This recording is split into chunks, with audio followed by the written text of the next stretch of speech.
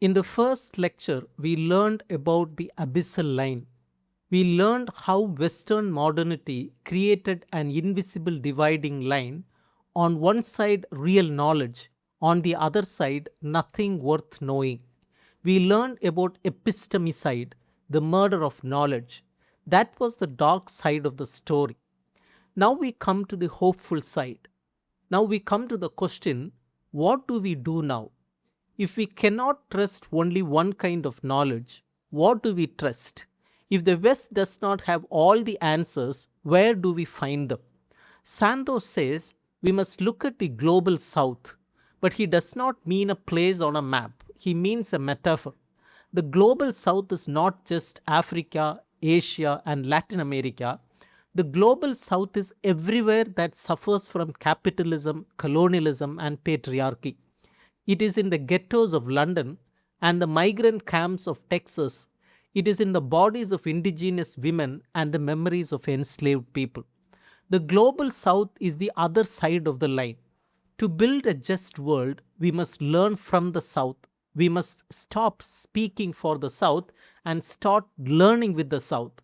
This lecture is about how to do that. It is about three tools: the sociology of absences, the sociology of emergences, and the ecology of knowledges.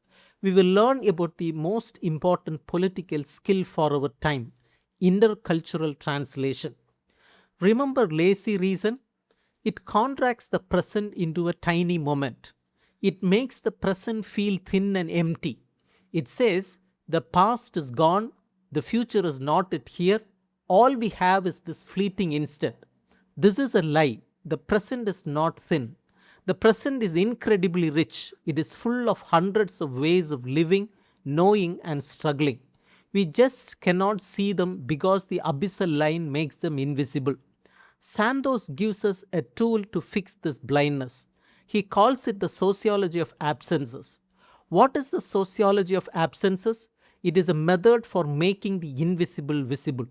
It asks what has been actively produced as non-existent, what has been silenced, marginalized, or thrown away, and why. Here is an example. A peasant farmer in India knows how to read the monsoon clouds. She knows which seeds to plant together. She knows how to store water without a dam. Western agricultural science calls this backward or unscientific. It is treated as residual, a leftover from the past. The sociology of absences says, no, stop. That is not a leftover. That is a different kind of knowledge. It is a different way of being contemporaneous. The peasant is not behind us in time. She is living in a different temporality, a different rhythm of time. Her knowledge is not primitive, it is alternative. The goal of the sociology of absences is to expand the present. It wants to make the present thick and full. It wants to show that there are not one or two ways of living, there are hundreds. They exist right now on the other side of the line. If the sociology of absences is about the past and present, the sociology of emergences is about the future. Western modernity is obsessed with a big, empty future. It promises progress, development, and salvation. But this future never arrives. It is always just over the horizon. Meanwhile, the present is sacrificed. People are told to suffer now so their grandchildren can be happy later. Santos says this is a trap. We need to contract the future. We need to make the future smaller, closer, and more concrete. The sociology of emergences looks for what Santos calls the not yet. The not yet is not a grand promise. It is a small signal. It is a crack in the wall. It is a tendency that is just beginning to show itself. Think of a seed. You cannot see the tree yet, but the seed is there. It has the potential to become a tree. The sociology of emergences looks for seeds. Where do we find these seeds? In social movements, in cooperatives, in indigenous territories where forests are protected, in community gardens in the middle of a city, in a group of women who start a savings club. These are not perfect alternatives to capitalism. They are not revolutions, but they are signs, they are clues. They show us that another world is not just a fantasy, it is being built right now in small ways all over the world. The sociology of emergences pays excessive attention to these small signs. It treats them as precious. It asks, what would happen if we watered this seed? What would happen if we connected this small experiment to another small experiment? By expanding the present and contracting the future, we stop waiting for salvation. We start acting in the here and now. We realize that the future is not somewhere else, it is already hiding in the present. Now we come to the heart of Santos's proposal. He calls it ecology of knowledges. An ecology is a system of relationships. In nature, an ecosystem has many different species. No single species is the best. They all depend on each other. The health of the system depends on diversity. The ecology of knowledges applies this idea of knowledge. It says no single kind of knowledge is enough. Science is not enough. Indigenous knowledge is not enough. Religious knowledge is not enough. We need all of them. We need them to talk to each other. Santos is not saying all knowledge is equally good. He is not saying science is wrong. He is saying we need pragmatic criteria. We need to judge knowledge by what it does in the world. Ask these questions. First, does this knowledge help people eat? Second, does it heal the sick? Third, does it protect the forest? Fourth, does it give dignity to the poor? Different knowledges are good for different things. Modern medicine is excellent at emergency surgery. It is not very good at preventing chronic disease or healing spiritual wounds. Indigenous healing might be excellent at those things. An ecology of knowledges does not force us to choose one. It says, let them work together, let them debate, let them learn from each other. Santos gives a wonderful example. In Bali, Indonesia, there are traditional rice farmers. For centuries, they managed their irrigation systems based on religious rituals. The priests of the water goddess determined when to plant and when to release water. Modern scientists came in the 1960s. They said the rituals were superstition. They replaced the traditional system with a scientific one. The result was disaster. Pests exploded, rice yields collapsed. Later, scientists discovered something amazing. The traditional system was not superstition, it was a complex ecological method. The priests were managing water in a way that synchronized the entire region. They were controlling pests naturally. The scientific model had missed this completely. This is a perfect example. Both systems were knowledge, but the scientific system was arrogant. It refused to see the value of the other. An ecology of knowledges would have prevented the disaster. Let us say we accept the ecology of knowledges. We agree that different knowledges have value. Now we face a practical problem. Social movements are diverse. Indigenous groups fight for land. Feminist groups fight for bodily autonomy. Ecological groups fight for the forest. Labor unions fight for wages. These groups have different goals. They have different worldviews. They sometimes disagree.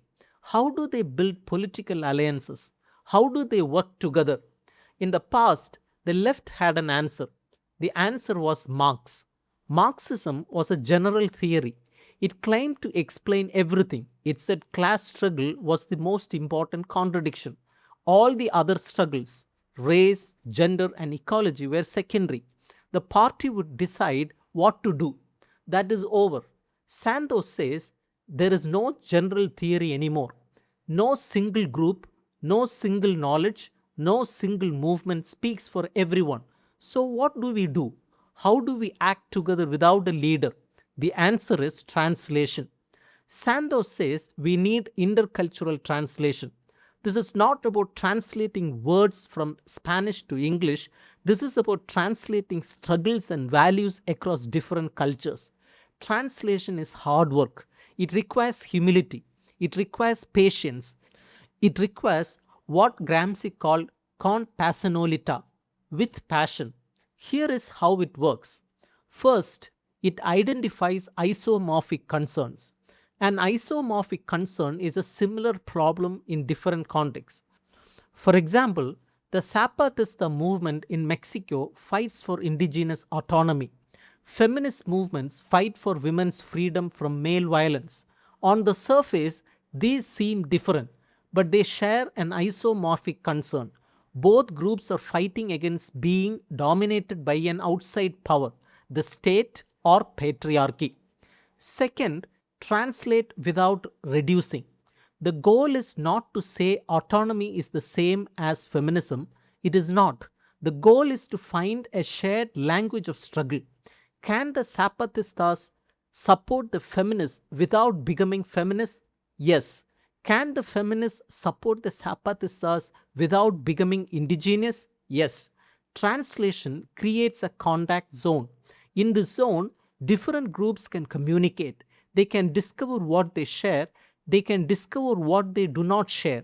They can agree to disagree, and they can agree to act together on specific issues. Third, build coalitions on concrete actions. You do not need to agree on everything. You do not need one big theory. You just need to agree on one thing. This dam should not be built. This forest should not be cut. This law should be changed. Act together on that one thing. Trust will grow from action, not from theory. Who does this work of translation? Who facilitates the ecology of knowledges? Santos says we need a new kind of intellectual. He calls it the rearguard intellectual. This is a funny name. A vanguard is a friend of the army. Vanguard intellectuals think they are leading the way. They have the theory. They know the truth. They will guide the masses. Santos says this is arrogance. We do not need vanguards, we need rearguards. A rearguard walks behind. A rearguard helps those who are struggling. A rearguard carries supplies. A rearguard makes sure no one is left behind. The rearguard intellectual does not speak for social movements. She learns from them. She writes down what they say. She helps translate their knowledge into other languages. She connects one movement to another. She is a craftsperson, not a prophet. This is a humble role. It is not glamorous, but Santos says it is the only honest role for a scholar in a time of transition. We do not have the answers. The people on the other side of the line have some of the answers. Our job is to help make those answers audible, visible, and credible. I want to end with a note about the form of this book. Santos does something strange. He writes two texts side by side. On one page, there is a manifesto for good living, Buen Vivir. It is written in the voice of the global south. It is poetic, it is angry, it is hopeful. It says, we are here, we have dignity, we will not disappear. On the facing page, there is a manifesto. It is written in Santos's own voice.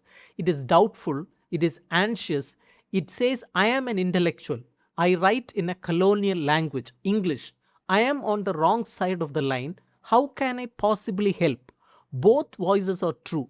Santos does not resolve the contradiction. He lets them stand side by side. This is not a weakness, it is a teaching. We live in a time of contradiction. We are all trapped on one side of the line or the other. None of us is pure. None of us has the whole truth. The only honest way forward is to acknowledge our limits, to admit what we do not know, to learn from those we have been taught to ignore, to work with passion and humility. Let me leave you with one final image. Santos says the goal of the epistemologies of the South is their own withering away. What does this mean? It means we only need these ideas because the abyssal line exists. We only need the ecology of knowledges because Western knowledge has been so violent. We only need intercultural translation because cultures have been so separated by power. The real goal is a world without abyssal lines, a world where no knowledge is murdered, a world where different knowledges grow together like trees in a forest. In that world, we would not need books like this one. The epistemologies of the South would disappear. They would have done their job. That is the utopia.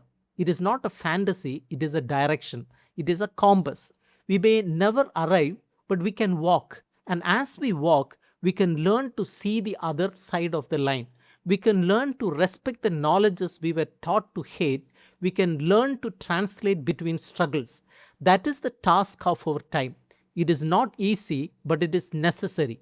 And it begins with a simple act, admitting that we do not know everything. Thank you.